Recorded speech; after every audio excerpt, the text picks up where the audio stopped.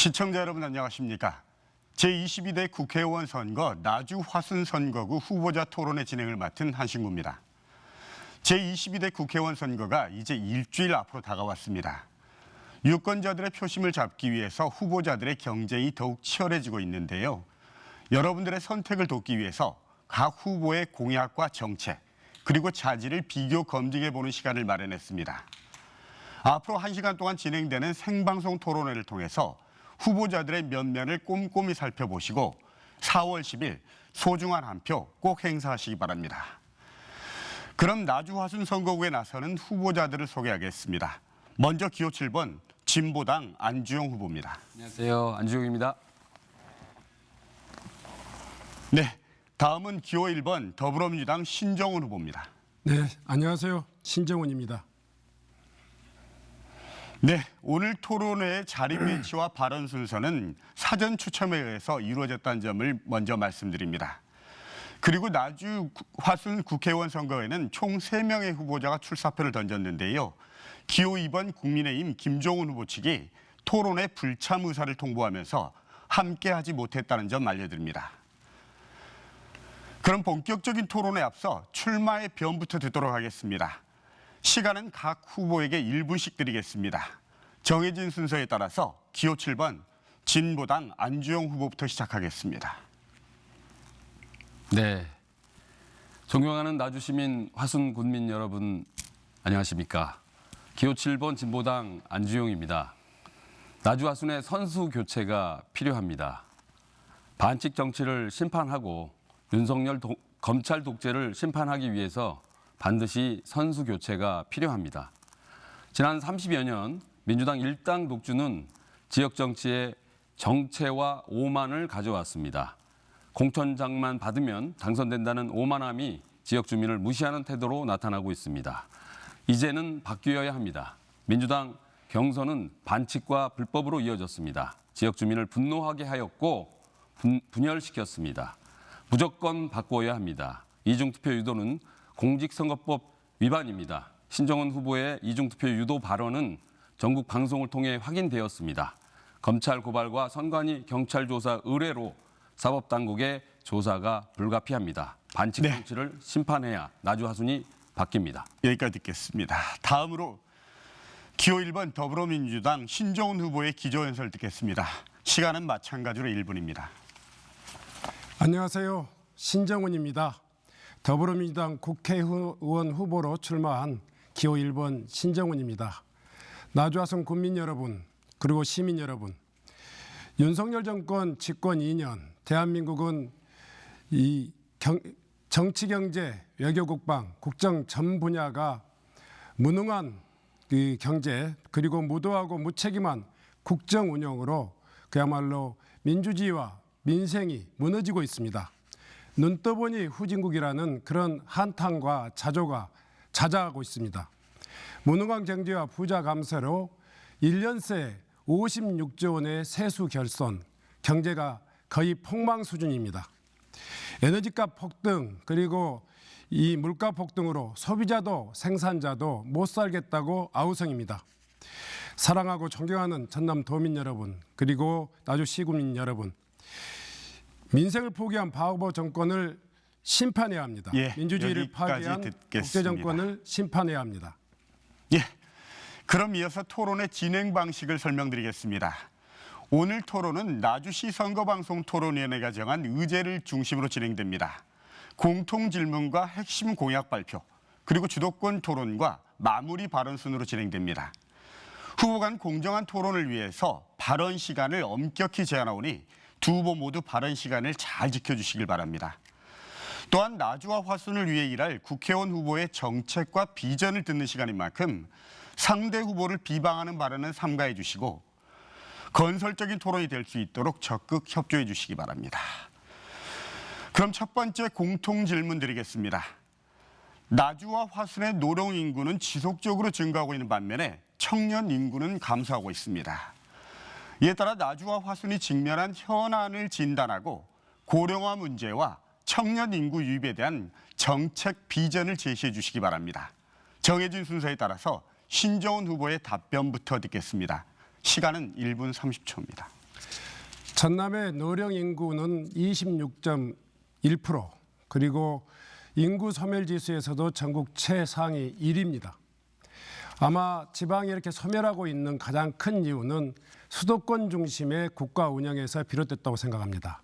저는 지금까지 나주시장으로서 국회의원으로서 활동하면서 무엇보다도 지방 소멸에 대응하는 국가 균형 발전 정책을 추진하기 위해서 노력하고 있습니다.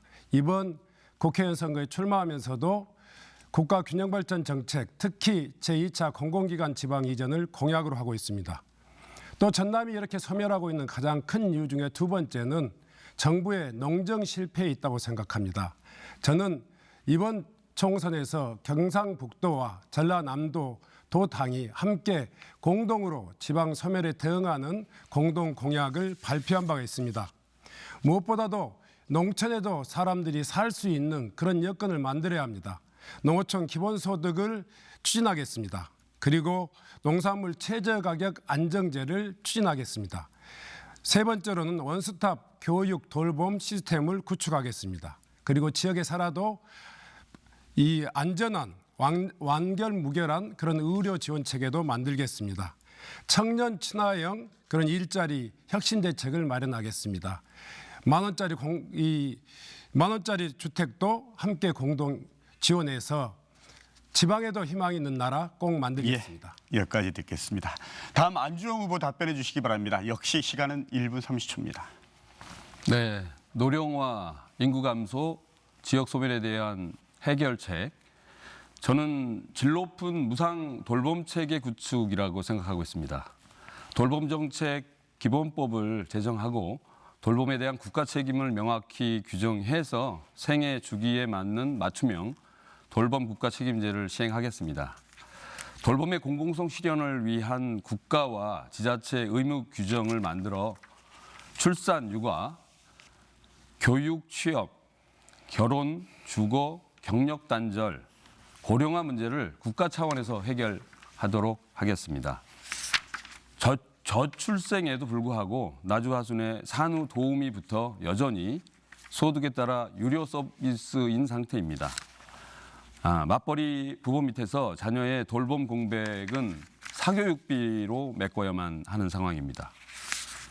나주 하순의 도심 지역은 영유아 돌봄부터 방과 후 돌봄까지 무상 서비스를, 면 지역은 돌봄 거점 센터를 마련해서 빈틈없는 노인 돌봄을 책임지도록 하겠습니다.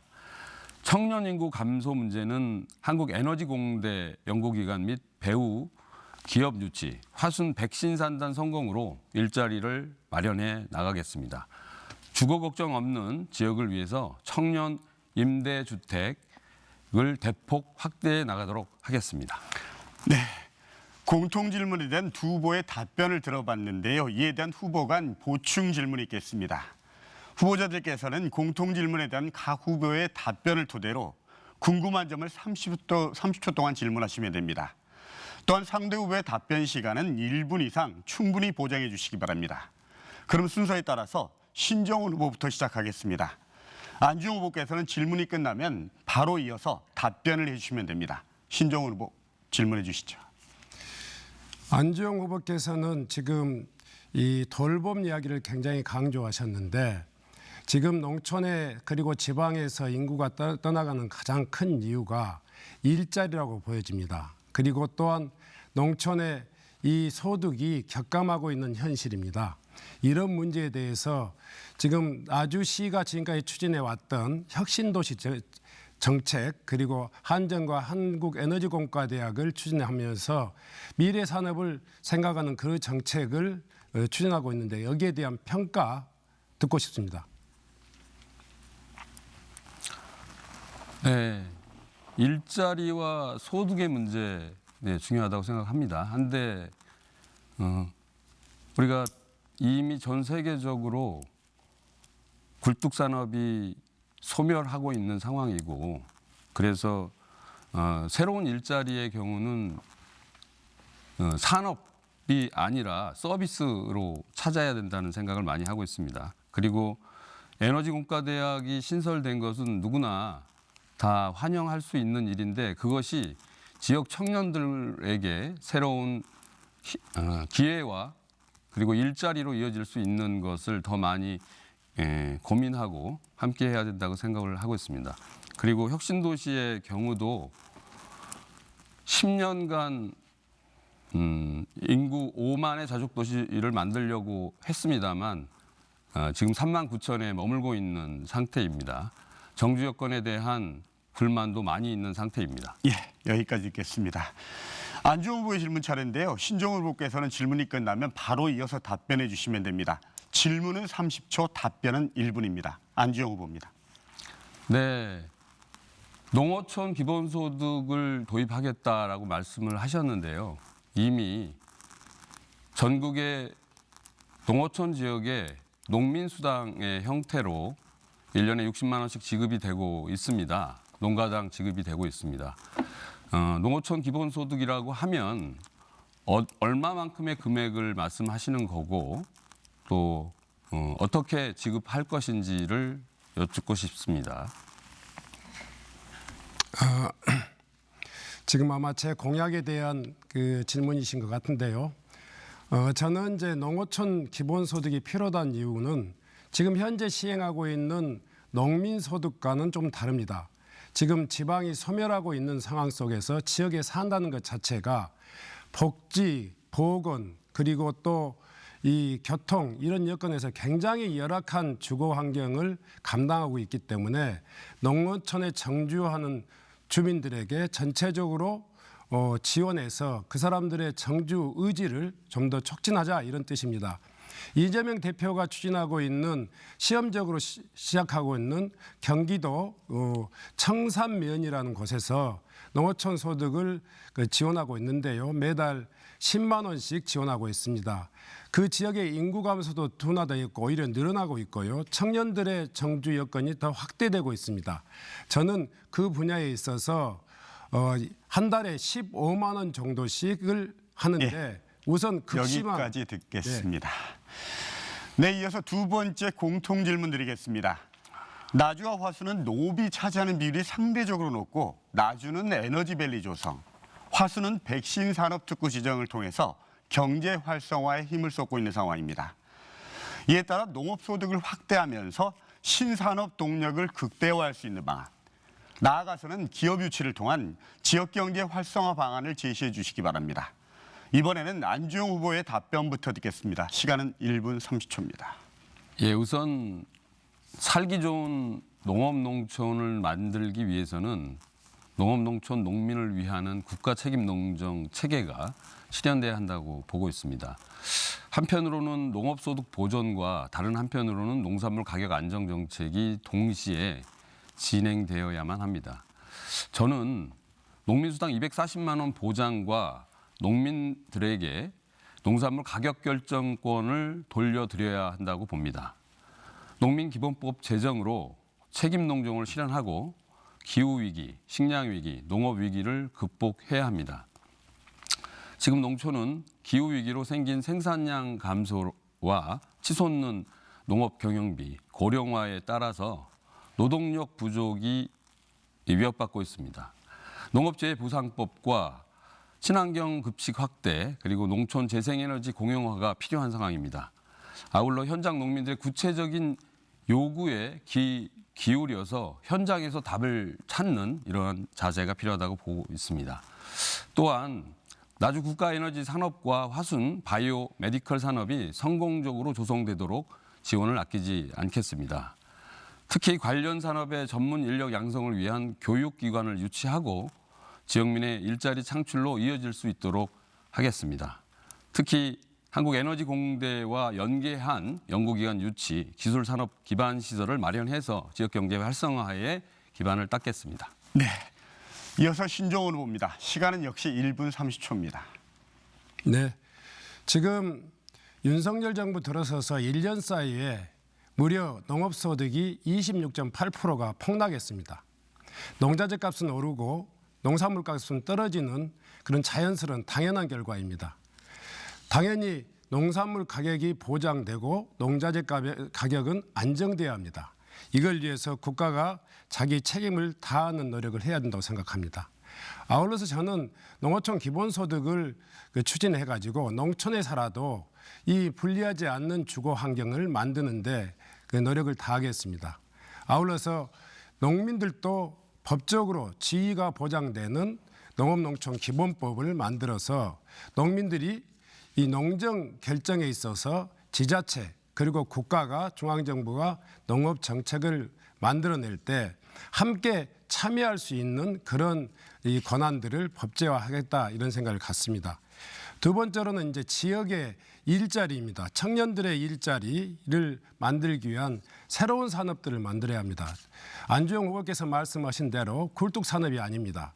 나주는 에너지 분야를 특화한 에너지 신산업을 중심으로, 화수는 바이오 메디칼 생물의학 분야를 중심으로 한 그런 바이오 메디칼 산업을 중심으로 민간 기업을 유치하고 국가 대형 연구소를 유치하면서 우리 지역의 산업 생태계를 만들어내겠습니다. 네.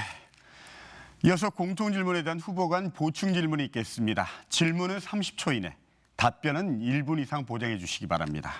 그럼 안주영 후보부터 질문하겠습니다. 네. 그 화순의 바이오 메디컬 산업에 대해서 말씀을 하셨는데요. 예. 이 발전 전망을 어떻게 보고 계신지 한번 구체적으로 듣고 싶습니다. 지금까지 화수는 백신 특구, 그러니까 국가에서 유일한 그 지정된 특구입니다. 거기에다가 최근에 코로나를 통해 가지고 백신이 그 상비약이 되어 있습니다. 백신 산업이 대폭 확대되고 있는 상황에서 국가의 백신 관련 행정을 전담하는 국가 백신 안전기술지원센터를 대폭으로 확대해 가지고 화순에 유치했습니다. 그리고 또 백신 관련 글로벌 교육기관을 이 화순에 유치했습니다. 그러니까 백신 약소국인 동남아 국가가 이 백신 관련 인재들 또 이 공무원들을 교육시킬 때 우리 화순까지 와서 교육받는 그런 상황이 됐습니다. 여기에는 이제 박셀바이오 그리고 또 녹십자 등 지역에서 이 백신 그리고 면역 치료 분야의 기업들이 지금 지역에 속속 들어서고 있습니다. 이런 기관과 기업을 하나로 엮어 세워서 광주전남의 첨단 의료 복합단지를 만들겠다 하는 것이 저의 네. 의견입니다. 알겠습니다. 이번엔 신종훈 후보가 안 후보에게 질문해 주시죠.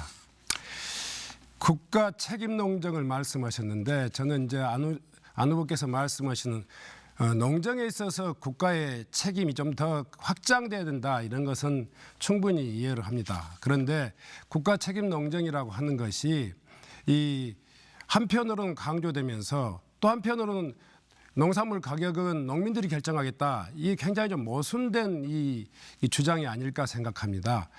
이 시장과 이 국가 개입이라고 하는 이 문제를 어떻게 조화시킬 것인지 한번 말씀해 주셨으면 좋겠습니다. 네. 지금까지 한국 농민의 경우 법적 지위가 보장된 바가 없습니다. 헌법에는 농민이라고 규정되어 있고 각종 법률에는 농어민이라고 규정되어 있어서 그 정체성이 대단히 모호합니다. 농민이 바로 서야 미래가 있다고 생각을 합니다. 국가책임 농정이라고 하는 것은 바로 그런 농민의 정체성을 분명히 할 뿐만 아니라 농민의 권리를 보장하기 위한 제도라고 방향이라고 생각을 하고 있습니다.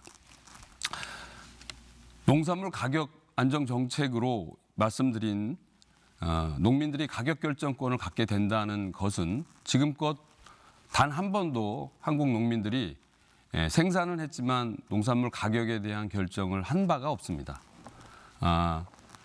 우리가 임금 노동자들의 임금을 조정하기 위해서 임금 조정위원회를 국가에서 갖는 것과 마찬가지로 농산물 가격결정위원회를 구성할 수 있다고 보고 있습니다. 네, 여기까지 듣겠습니다. 이번엔 두 후보의 핵심 공약을 들어보겠습니다.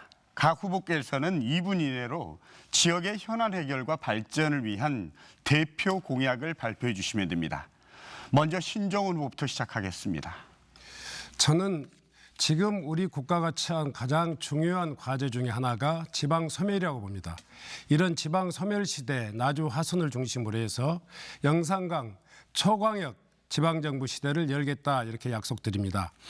윤석열 정부의 실정과 태행으로 지방과 농촌의 소멸지수는 이제 막다른 벼랑에 놓여 있습니다.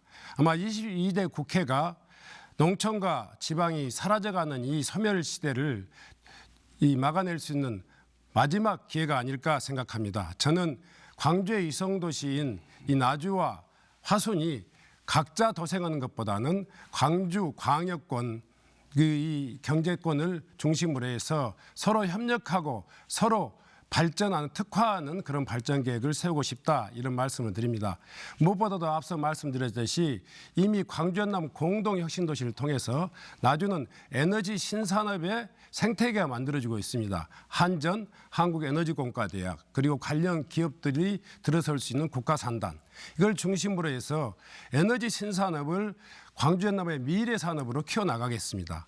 아울러서 화순은 이미 백신 특구로 특화되어 있는 이 바이오메디칼 분야를 더 이 생태계를 더 만들어내겠습니다. 그러니까 제가 한국형 보스턴 바이오메디칼 클러스터라고 이야기를 했습니다마는 이 백신 안전기술지원센터라고 하는 국가기관 그리고 박셀바이오 그리고 녹십자 등 민간 기업 그리고 앞으로 들어서게 될 이 바이오헬스 융복합 지식산업센터 이런 이 기반 시설들을 충분히 활용해서 화순이 바이오메디칼 생물의학 분야의 산업들이 정말 이 자리 잡고 더 많은 일자리를 만들고 그리고 국가의 백신 면역 치료 분야를 특화한 그런 이 전문 산업단지로 키워나갈 수 있도록 그렇게 노력해 가겠습니다. 예.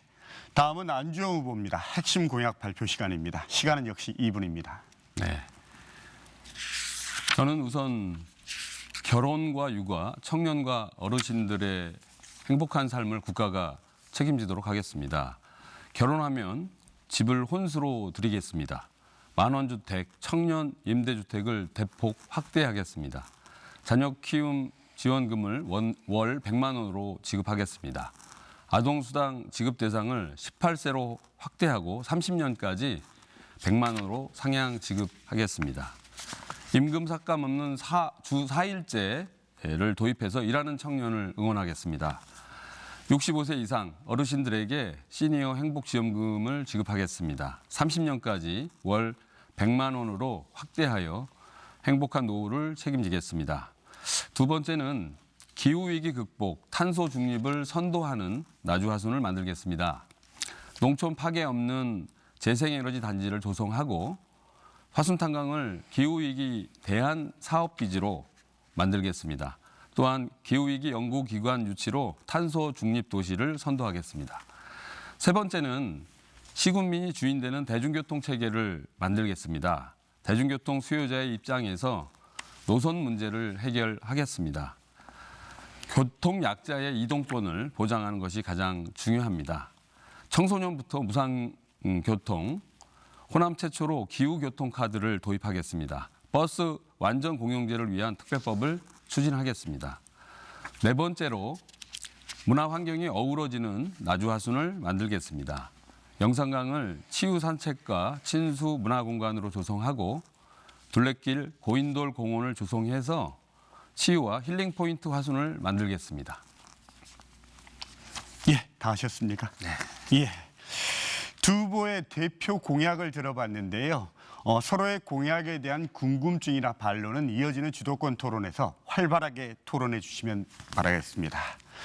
그럼 주도권 토론 시간을 갖겠습니다. 한 후보자에게 6분씩 토론을 주도할 수 있는 시간을 드리겠습니다.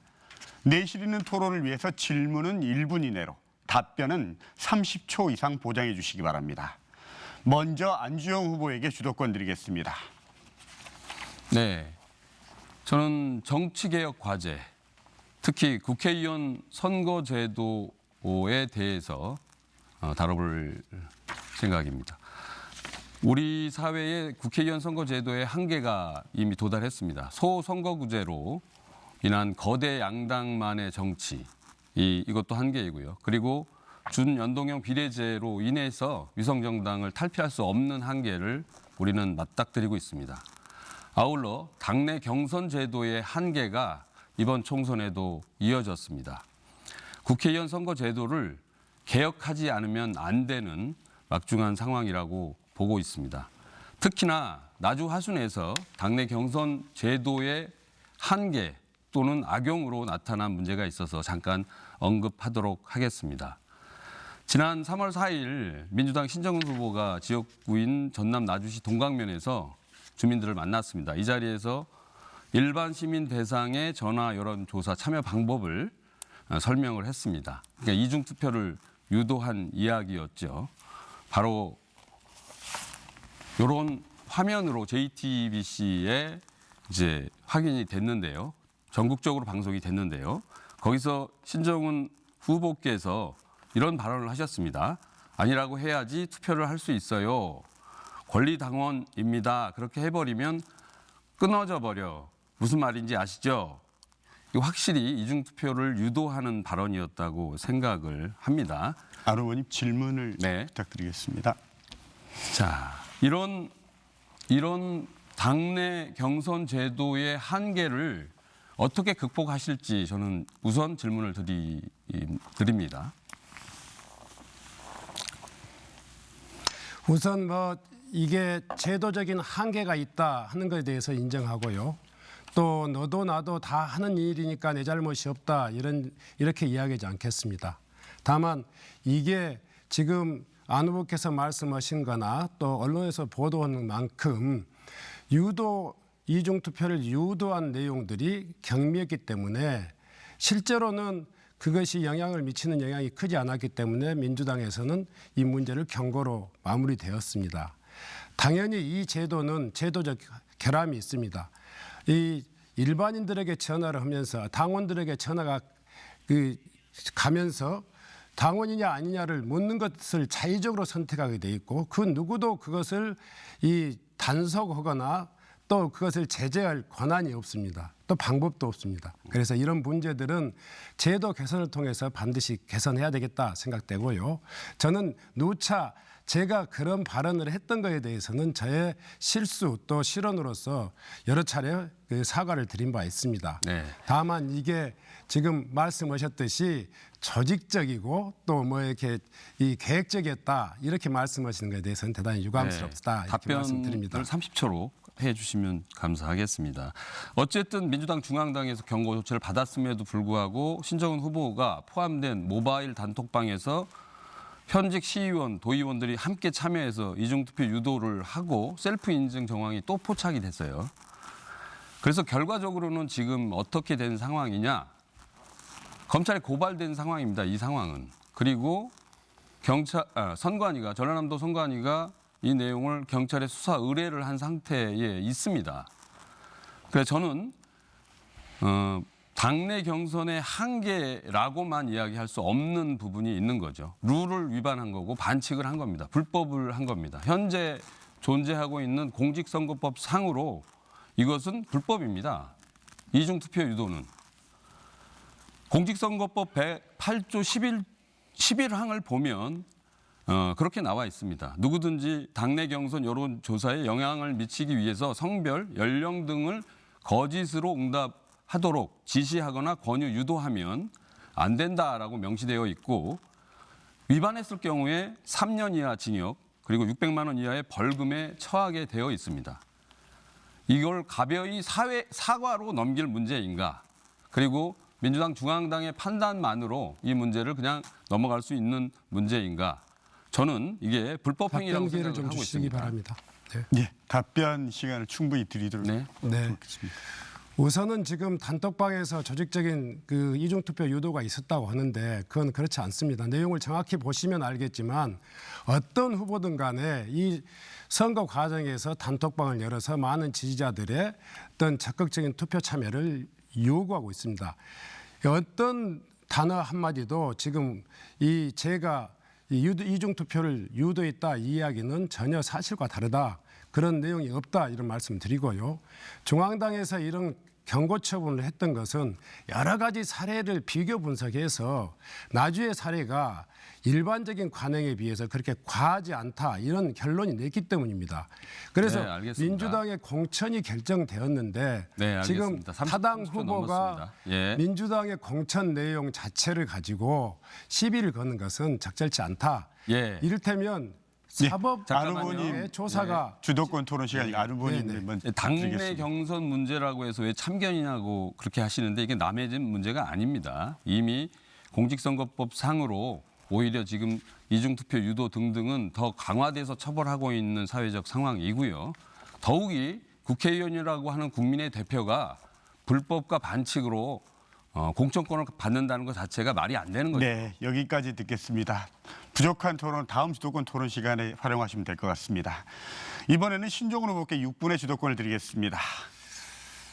우리는 진보당에서 어떤 절차를 통해서 안주영 후보를 선택했는지 따지지 않습니다.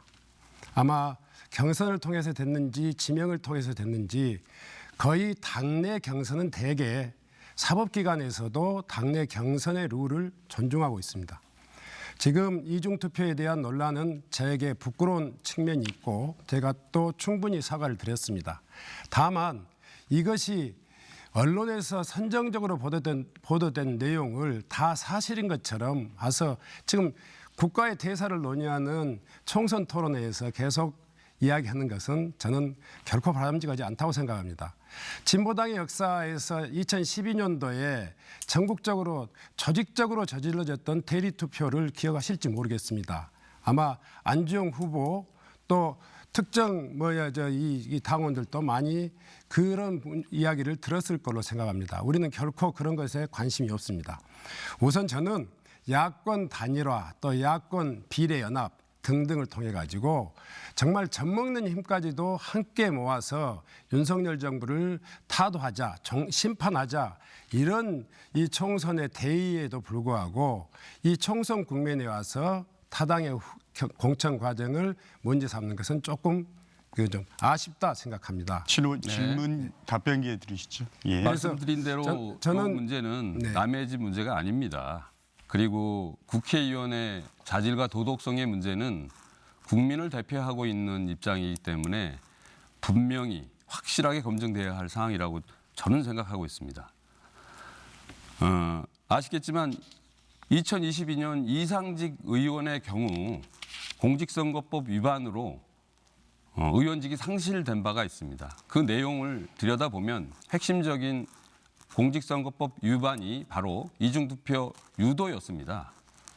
이중투표 유도를 우리가 왜 엄중하게 보냐면 거대 양당이 당내 공천권만 받으면 곧 당선이라고 하는 이런 상황이 조성되어 있기 때문에 이미 당내 경선의 문제는 사회적 문제가 되어 자, 이제 있습니다. 충분히 답변하셨을 것 같으니까요. 예. 제가 좀 더 질문을 하겠습니다. 이제 그 분야에 대해서는 충분히 말씀하셨고 우리 민주당이 경중을 가려서 공천권을 박탈할 사람은 박탈했고 또 이 경고 처분할 것은 경고 처분했습니다. 저도 더 낮은 자세로 또 겸손한 자세로 더 이 룰과 이 법치를 존중해 나가면서 국정을 운영할 수 있도록 그렇게 하겠습니다.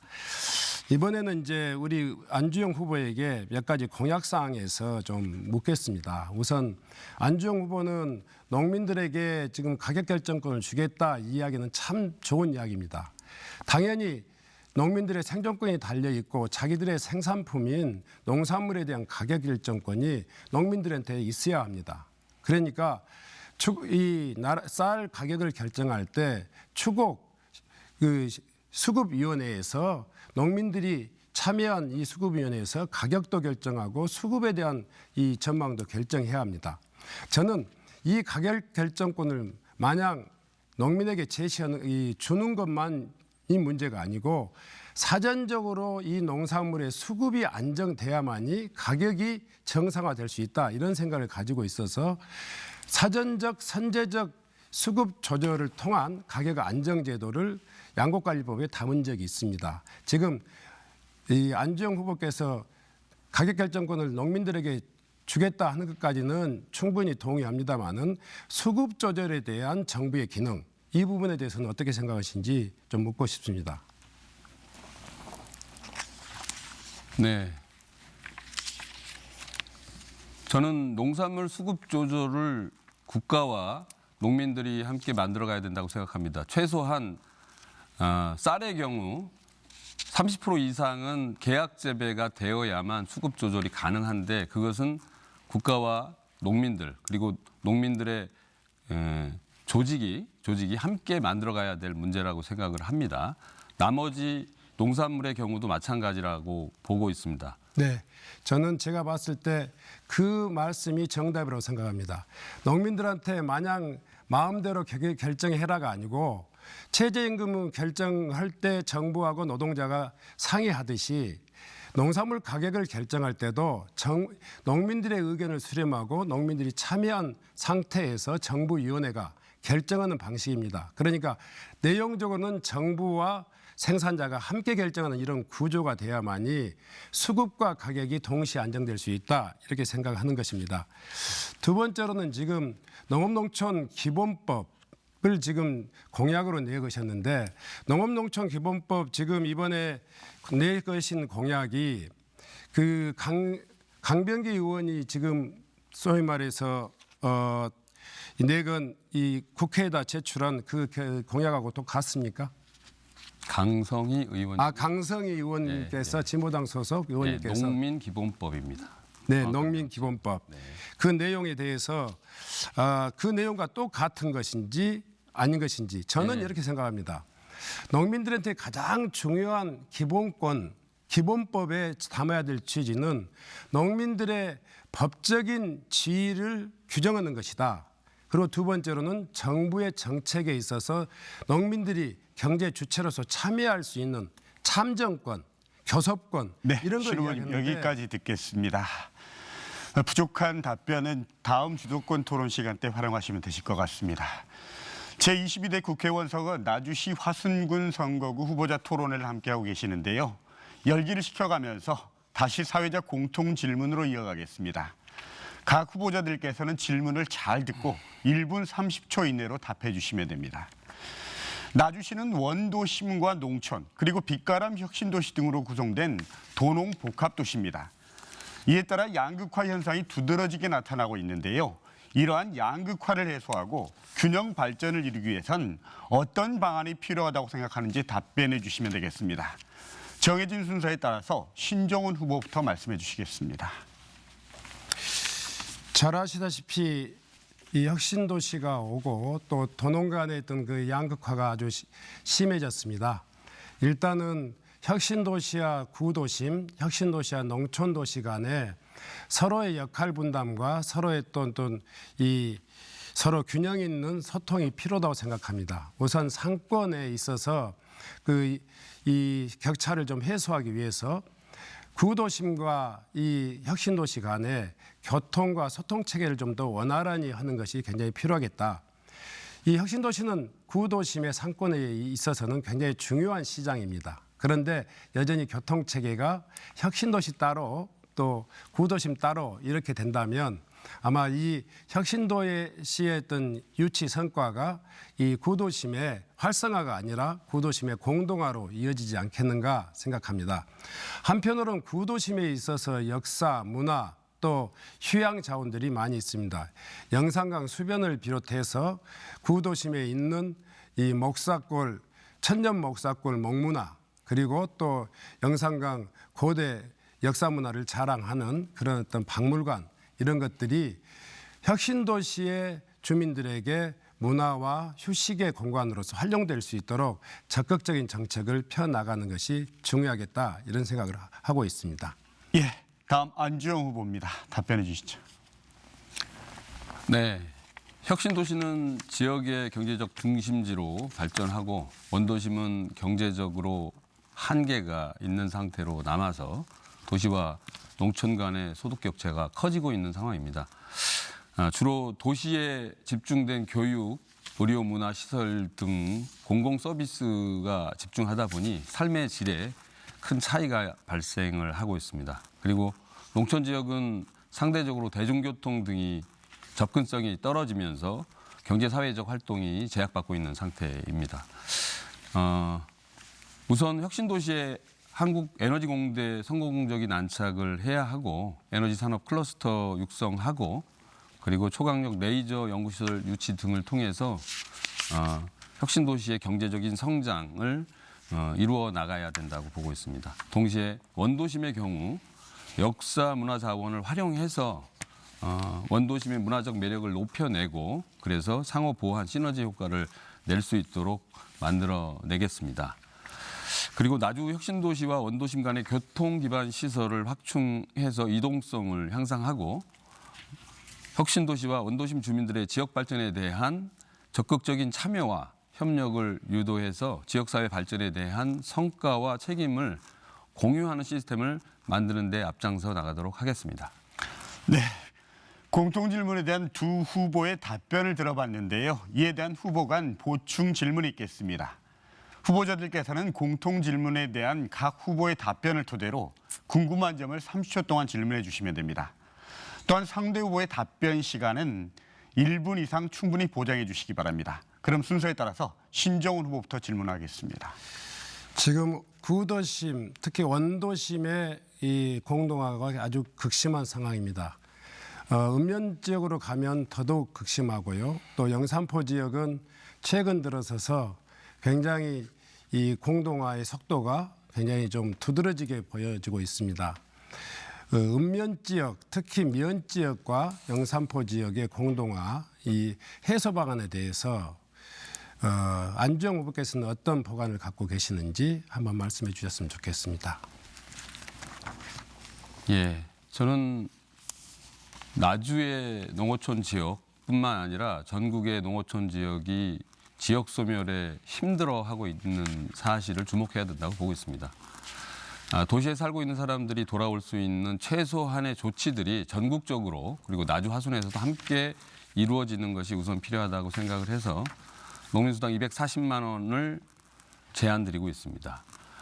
농민수당 60만 원 시대를 마감하고 240만 원 시대를 높여내야 도시에 살고 있는 사람들이 그나마 농촌으로 돌아올 수 있는 가능성을 높여낼 거라고 생각을 합니다. 아울러 농촌 지역의 복지와 돌봄 시설을 더 확충해 내야 합니다. 농어촌 지역의 고령화는 당장 막을 수 있는 것이 아니라 그 고령화의 상태대로 그 노인들이 그 상태로 잘 살 수 있는 거점들을 마련하는 게 저는 필요하다고 보고 있습니다. 네. 이번에는 안주영 후보 차례입니다. 질문은 30초, 답변은 1분입니다. 네, 혁신도시의 정주 여건에 대해서 질문을 드리겠습니다. 1년, 10년이 지났습니다만 5만 자족도시 구성하는 데는 실패를 했고요. 그리고 혁신도시에 살고 있는 분들의 여론조사 결과 정주 여건 만족도가 전국 10개의 혁신도시 중에서 하위권을 달리고 있습니다. 이 이유가 뭐고 대안을 어떻게 잡을 것인지 질문드립니다. 우선은 타 혁신도시에 비해서 동반 이주율이 낮은 것은 열악한 교육 환경 때문이라고 생각합니다. 지금 이 광주 전남 혁신도시가 계획도시 5만 계획도시에서 3만 9천 그러니까 4만 정도를 달성했는데요. 다른 혁신도시에 비해서 양적인 측면은 결코 뒤지지 않습니다. 다만 이제 질적인 측면에서 이 혁신도시의 정주 여건을 개선하는 것이 대단히 중요하겠다 이런 생각을 갖고 있고요. 그래서 저는 이 혁신도시를 이 과밀학급을 해소하고 또 사립 중고등학교를 유치해서 교육 여건을 획기적으로 개선하는 것을 적극적으로 추진할 계획입니다. 두 번째로는 에너지 분야를 전문화한 국립 에디슨 과학관을 유치해 가지고 혁신도시가 창의 융합 그리고 체험도시가 될 수 있도록 그렇게 하겠습니다. 네, 여기까지 듣겠습니다. 다음 공통질문 드리겠습니다. 지난해 화순 탄광이 폐광하면서 많은 광해 문제가 발생하고 있습니다. 이에 따라 탄광 복구가 현실적인 문제로 부각되고 있는데요. 이를 효과적으로 해결하기 위한 방안은 무엇인지 말씀해 주시기 바랍니다. 정해진 순서에 따라서 이번에는 안주영 후보부터 답변해 주시기 바랍니다. 시간은 1분 30초입니다. 예, 화순탄광이 폐광된 지 이제 9개월이 되어 갑니다. 폐석탄 광산이 갱내에 폐시설물을 그대로 둔 채 수장이 될 뻔했어요. 그런데 이제 화순 군민들이 대책위를 만들고 서명하고 투쟁해서 1월 17일 날 15,000여 명의 주민 서명서를 정부와 광해공단 그리고 석탄공사에 제출을 했습니다. 화순 군민들의 노력 덕분에 합동 조사가 이루어졌습니다. 이제 갱내 폐 시설물을 얼마나 철거할 것이냐, 요걸 협의하고 있는 과정이 남아 있습니다. 화순 군민들의 노력과 투쟁이 없었다면 어려웠을 거라고 저는 생각합니다. 문제는 정치권의 역할이 그동안 없었다는 겁니다. 폐광이 예정되었던 만큼 국회의원, 지역 국회의원과 화순군에서 미리 석탄공사와 폐시설물 철거 준비 등 대책을 마련했어야 합니다. 그런데 그걸 하지 못했죠. 그러다 보니 광해공단과 석탄공사가 책임을 떠넘기며 시간만 보내고 있는 상황이 되었던 겁니다. 저는 갱내 붕괴를 막을 최소한의 철제 시설물을 제외하고 전체 폐시설물을 철거해야 된다고 주장을 하고 있습니다.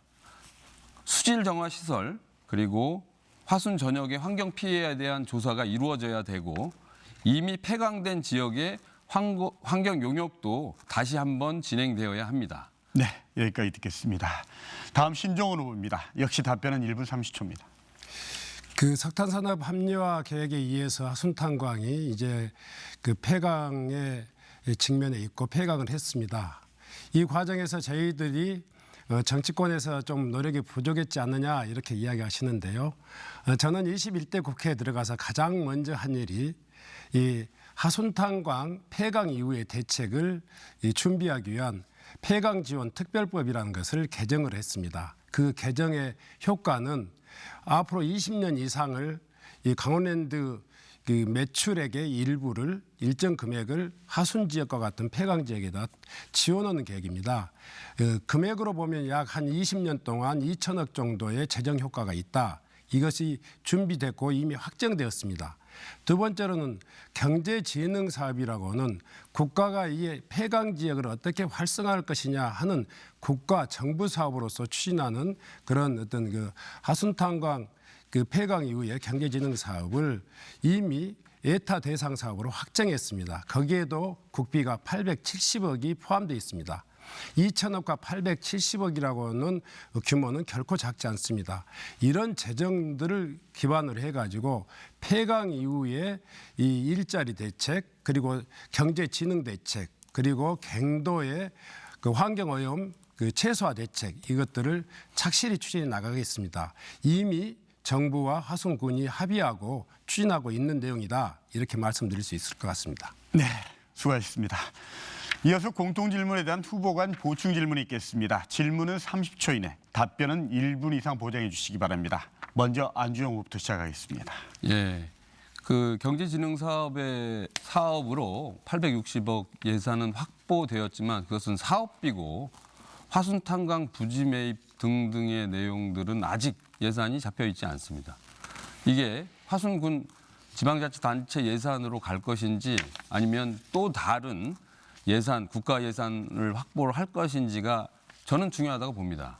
왜냐하면 부지 매입을 하지 못한 상태에서는 화순탄광에 대한 미래 설계, 활용 등등을 못하게 되기 때문이죠. 예. 다음은 신종원 후보가 안 후보에게 질문해 주시죠. 지금 안주영 후보의 공약을 보면 하순탄광 부지에 재생에너지 연구단지 유치하겠다 이렇게 이야기했단 말이에요. 또 기업을 유치하겠다. 주민들이 네. 이런 성과들을 어떻게 활성화시킬 것이냐 하는 문제가 있는데요. 저는 이제 실제로 하순탄광 부지를 어떻게 활성화하려고 할 것이냐 하는 문제에 있어서 가장 그 중심에는 지역 주민이고 또 탄광에 근무했던 이 노동자들 중심으로 해야 된다고 생각합니다. 재생에너지 연구단지가 과연 그런 지역 주민과 이 소위 말해서 이 노동자들에게 어떤 도움이 될 수 있는지 이게 좀 와닿지 않는단 말이에요. 특히 이제 잘 아시다시피 그동안 진보당에서는 그 주민 참여 에너지 재생에너지 이익공유제 도입을 반대하고 있는 것이 당론으로 알고 있습니다. 그리고 상생형 영농형 태양광 모델 수립에도 보류의 입장을 가지고 있습니다. 네. 이런 문제들을 생각해 보면 알겠습니다. 그렇지 예. 않습니다. 안주영 후보의 질문에 대한 신정훈 후보의 답변이었습니다. 이번에는 신정훈 후보가 안주영 후보에게 질문해 주시죠. 방금 질문과 답변 과정에서 제가 나왔습니다마는 진보당이 여러 가지 재생에너지에 대해서 다소 유보적이거나 부정적인 입장들을 가지고 있는데 지금 안주영 후보 공약에서 지금 폐강 부지에 재생에너지 연구단지를 만들겠다고 하는데 첫째는 어떤 유형의 태양광인지 아니면 풍력인지 이거에 대해서 좀 말씀해 주셨으면 좋겠고요. 어떤 방식으로 주민들에게 노동자들에게 환류할 수 있을 것이냐 하는 문제에 대해서 말씀 좀 듣고 싶습니다. 많이 잘못 알고 계신 것 같습니다. 재생에너지 전체를 반대한 바 없습니다. 농촌을 파괴하고 있는 그리고 지역을 파괴하고 있는 풍력 재생에너지, 태양광 에너지, 농촌 지역을 분열시키고 있는 태양광 에너지를 반대했던 겁니다. 분명하게 이야기하면 재생에너지 산업에 대해서는 적극적으로 함께하고 있다는 말씀 드리고요. 화순탄광이 갖는 상징적 의미가 있습니다. 에너지 전환 시대를 우리는 맞이하고 있습니다. 예, 이전에 있었던 에너지와는 다른 새로운 에너지, 신재생 에너지라고 하는 시대를 돌입하고 있고 저는 화순탄광이 갖는 그런 상징적 의미를 높이기 위해서 화순탄광을 신재생 에너지 단지로 하나씩 만들어가야 된다는 입장입니다. 오히려 관광 문화라고 하는 황당한 화순탄광의 이용 방안이라고 하는 것이 저는 문제가 된다고 봅니다. 네, 여기까지 듣겠습니다. 이어서 다시 주도권 토론 시간입니다. 한 토론자에게 5분씩 주도권을 드리겠습니다. 주제는 자유롭게 하시되 질문은 가급적 1분 이내로, 답변은 30초 이상 보장해 주시기 바랍니다. 그럼 먼저 신정훈 후보에게 5분의 주도권을 드리겠습니다. 되게 아까도 말씀드렸지만 태양광 설치 부지 물론 농지를 파괴한다 이런 명분이 있었습니다마는 영농형 태양광은 소위 말해 농지를 보존하면서 태양광을 활성화하는 겁니다. 또 이 풍력 역시 마찬가지로 이 재생에너지 자원으로서는 불가피하니 우리가 선택할 수밖에 없는데 지금까지 진보당은 주로 이런 재생에너지에 대해서 굉장히 부정적인 입장을 많이 보여왔습니다. 특히 이제 2024년 기후 총선 프로젝트가 이 정당별로 의견을 물었는데요. 그때 13개 시민단체로 시민환경단체로 구성된 이 단체에게 진보당은 주민참여형 재생에너지 이익공유제 도입에 반대한다. 이렇게 이 답변을 했고요. 또 상생형 영농형 태양광 모델 수립에도 답변하지 않았습니다. 그러니까 진보당 안주영 후보가 이 탄광 부지에 재생에너지 단지를 만들겠다 하는 건데 구체적으로 어떤 에너지 형태를 말씀하시는지 태양광과 풍력 이외에 다른 그 재생에너지를 이야기하시는 건지 그거에 대해서 한번 이야기를 해주시고 구체적인 추진 방안에 대해서 이야기해 주시면 저희들이 좀 더 이해하기가 쉽겠고 그렇습니다.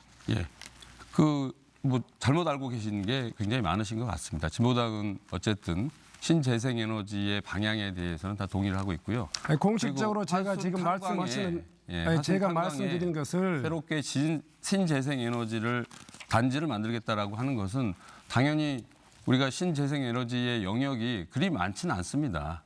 그 태양광과 풍력이라고 하는 것을 포함해야 된다고 저는 생각을 하고 있죠.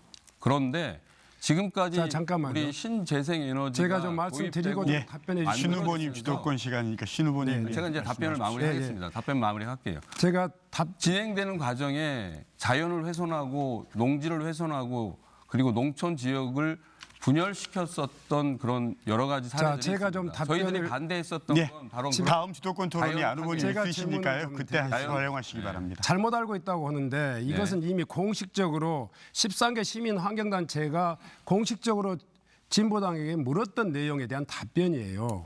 그러니까 이런 문제에 대해서 잘못 알고 있다고 저한테 이야기하시면 안 되는 거고요.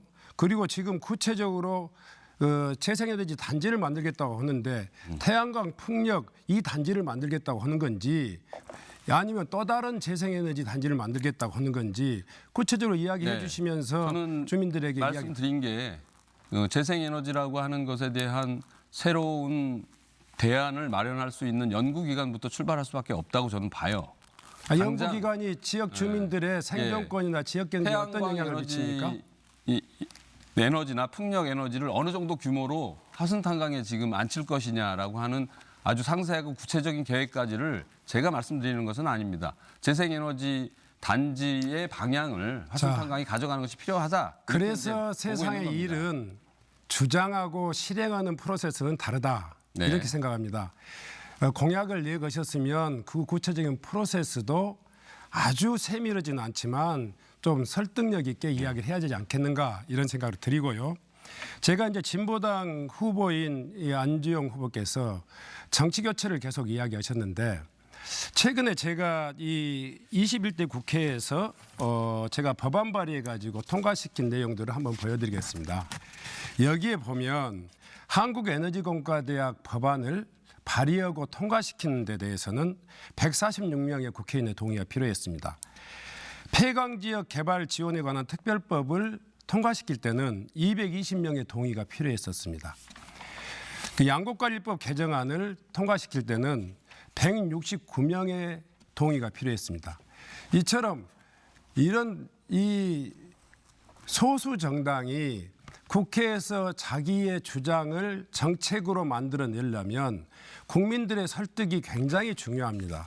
특히 여야 간에 치열하게 대립하고 있는 정치 현장 속에서 그런 설득력과 연대와 답변 시간을 교섭이 주시죠. 굉장히 중요하다 답변 생각합니다. 시간을 주시죠. 네. 그럼에도 답변 시간 불구하고 예. 그 노력을 하지 않고 주장만 한다면 예. 그런 국회의원 우리가 뽑을 이유가 있겠느냐 이런 답변 시간 안 생각합니다. 주실 겁니까? 네, 말씀하십시오. 13초 남았습니다. 네. 답변 드리겠습니다. 예. 소수 정당이 갖고 있는 다양한 주장이 저는 있다고 생각합니다. 왜 그것이 국회에서 일을 못하는 것으로 네. 낙인 찍혀져야 안 후보님 5분의 주도권이 바로 다음에 연결돼 있습니다. 거기서 말씀하시면 되실 것 같습니다. 자, 안 후보님 5분 사용하시면 되실 것 같습니다. 저는 우선 지난 2018년 6.13 지방선거에 우리 신정훈 후보가 도지사로 출마한 바가 있죠. 그거 먼저 확인하고 넘어가겠습니다. 그렇죠? 다 아는 내용 아닙니까? 네. 근데 이제 저는 이게 좀 문제가 됐던 거였다고 생각을 하고 설명을 좀 드리겠습니다. 당시에 김영록 농림수산부 장관도 장관직을 사퇴를 해서 전남도지사 후보에 출마를 했고, 그리고 당시 신정훈 청와대 농업비서관이셨는데 그 사퇴를 하고 출마를 하셨어요. 거기에다가 농업 선임행정관 청와대이셨던 분도 뭐 기초단체장 출마한다고 해서 사퇴를 하면서 장기간의 농종 공백이 발생한 문제가 있었습니다. 5개월 정도 농림부 장관과 그리고 청와대 농업비서관 그리고 청와대 농업선임행정관이 공백이 생겼죠. 당시가 바로 문재인 정부가 출범하고 농정개혁의 드라이브를 걸어야 할 매우 중요한 시기였다고 저는 보고 있습니다. 그런데 이렇게 세 명이 한꺼번에 가장 중요한 위치에 있었던 농정개혁을 선도해야 할 이분들이 그렇게 했다라고 하는 것이 저는 문제가 된다고 보는데, 네, 뭐 간단하게 답변 듣겠습니다. 그 과정에 대해서. 정부 출범 이후에 가장 중요한 과제는 국정과제를 완성하는 거라고 생각합니다. 문재인 정부 초기에 그 선거 과정에서 걸었던 공약을 국정과제로 확정짓는 것이 초대 농업비서관의 가장 중요한 과제였다 말씀드리고요. 저는 이제 농업비서관으로서 그 초대 농업비서관으로서의 국정과제를 안착시키는 데 굉장히 중요한 역할을 했다 네, 말씀드립니다. 네. 특히 잘 생산 조정을 통한 쌀값 정상화 이 정책은 문재인 정부가 자랑할 수 있는 정책 아니겠습니까? 문재인 정부 때 생산 조정을 통한 쌀값 정상화, 그래서 21만 4천 원까지 정상화 시켰던 예, 것이 알겠습니다. 있고요. 제가 다시 말씀드리겠습니다. 저는 이 과정이 굉장히 심각한 문제가 있다고 생각을 합니다. 말씀하신 대로 국정기조를 짰죠. 100대 국정기조가 대선 끝나고 나서 나왔고 두 가지 내용의 농업 국정기조가 발표가 된 바 있습니다. 확인했고요. 당시에 그 100대 국정기조가 발표가 되고 나서 농민단체들이 박근혜 시절 농업정책을 그대로 베껴왔다고 항의하고 시위하고 그랬던 바가 있습니다.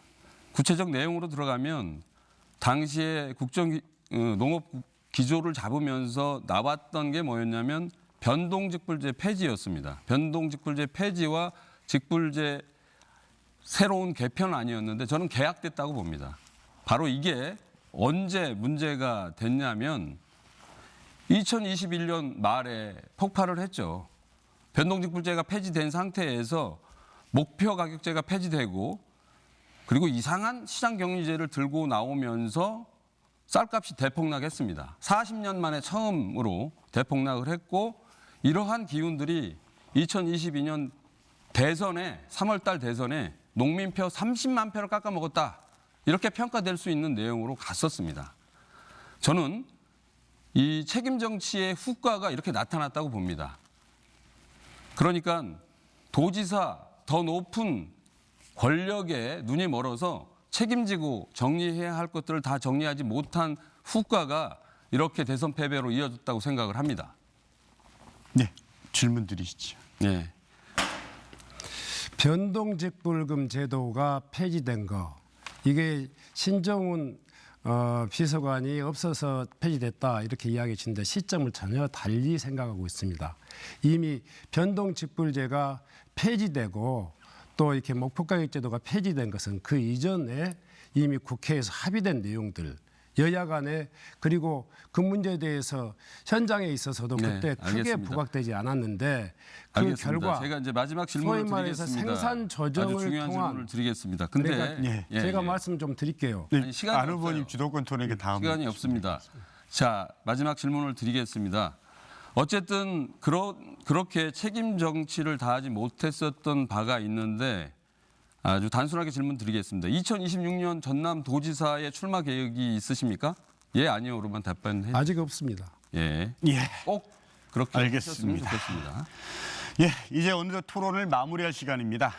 지역민들에게 하고 싶은 말이나 미처 답하지 못한 내용이 있다면 1분 30초 동안 마무리 발언해 주시기 바랍니다.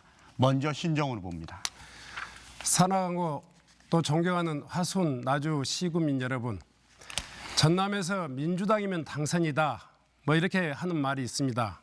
그러나 이번 총선은 신정훈 개인이 당선되는 것이 목적이 아닙니다. 그리고 민주당이 승리하는 것도 목적이 아닙니다. 오로지 정말 국정을 농단하고 국정을 붕괴시키고 있는 윤석열 검찰 독재 정권을 종식시키는 것이 중요한 과제입니다. 그러기 위해서는 여러분들이 힘 있는 민주당, 강한 민주당에게 여러분들이 힘을 실어주셔야 한다고 생각합니다. 저는 삼선 국회의원으로 앞으로 여러분들의 심부름을 할 계획입니다. 그동안 전두환 군사 독재 정권과 맞서 싸웠던 민주투사로서 또 한평생을 현장을 지키면서 농업인들과 소상공인들, 어려운 서민들의 이익을 대변하는 그런 민생 전문가로서 그리고 또 혁신도시와 한국에너지공과 등을 통해서 지방에 무너지는 이 역사를 극복하기 위한 그런 지방 전문가로서 이 국회 삼선 의원으로서 여러분들에게 역할을 다하고자 합니다. 이번에 이 총선에서 이왕 윤석열 정부를 심판하고 농민들을 살리고 지방의 소멸을 막아내기 위해서는 힘 있는 국회의원 그리고 강한 민주당이 필요합니다. 기호 1번 신정훈에게 여러분의 압도적인 지지 부탁드립니다. 네, 다음은 안주영 후보 차례입니다. 시간은 역시 1분 30초입니다. 나주시민, 화순구민 여러분, 무조건 바꿉시다. 이중 투표 유도는 불법입니다. 사죄로 끝날 문제가 아닙니다. 사퇴가 답이라고 생각합니다. 사실 제일 큰 문제는 만일 신정훈 후보가 국회의원에 당선된다고 하더라도 윤석열 검찰 독재에 발목이 잡힌 상태에서 윤석열 검찰 독재 심판을 할 수 있겠느냐는 것입니다. 심판은 고사하고 말 한마디 못하는 국회의원이 될 게 뻔합니다. 윤석열 검찰 독재 심판은 당당한 안주용이 하겠습니다. 아울러 재선거 그리고 보궐선거도 위험할 수 있습니다. 이런 후보에게 국회의원, 지역을 대표하는 국회의원직을 주시겠습니까? 나주시민, 화순군민 여러분, 지역민들에게 제가 제일 많이 듣는 말이 있습니다. 신정훈 후보 너무 오래 정치를 했다. 고인물은 썩게 마련이다. 기득권 정치, 패거리 정치, 줄세우기 정치 이제 정말 지겹다. 라고 말씀들 하십니다. 이번에 무조건 바꿔야 합니다. 답변하신 바 확인되는 것처럼 전남 도지사 출마도 있을 수 있는 이 상황 매우 우려되고 걱정됩니다. 선수 교체, 반치 정치 이제 그만, 기호 7번 안주용과 함께 새로운 나주화순 만들어 갑시다. 감사합니다. 네, 두 후보의 마무리 발언까지 들었습니다. 긴 시간 모두 수고하셨습니다. 여러분 오늘 토론회 어떻게 보셨습니까? 오늘 이 시간이 유권자들이 현명한 선택을 하는데 조금이나마 도움이 됐길 바랍니다. 이 방송은 중앙선거방송토론위원회 홈페이지와 모바일을 통해 다시 보실 수 있습니다. 내일 이 시간에는 광주 광산구가 국회의원 후보자 토론회가 진행됩니다. 많은 관심과 시청 바라겠습니다. 그럼 이상으로 제22대 국회의원 선거 나주시 화순군 선거구 후보자 토론회를 마치겠습니다. 함께해 주신 여러분 고맙습니다.